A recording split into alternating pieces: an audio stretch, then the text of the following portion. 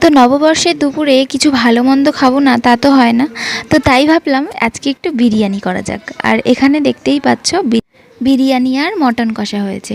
আর এখানেই দেখতে পাচ্ছ সবাই কবজি ডুবিয়ে খাচ্ছে দুপুরবেলা। আর সবাইকে পাপান বলছে শুভ নববর্ষ। আর এখানে আমার তরফ থেকেও আমি বলে দিই শুভ নববর্ষ। কবজি ডুবিয়ে খাওয়ার পর একটু খেয়ে নিলাম আইসক্রিম। তারপর একটু রেস্ট নিয়ে সন্ধেবেলায় রেডি হয়ে গেলাম হালখাতা করতে যাব বলে। তো এখানে চলে এসেছি সোনার দোকানে হালখাতা করতে। আর এখানে লাইন ছিল প্রচুর পরিমাণে।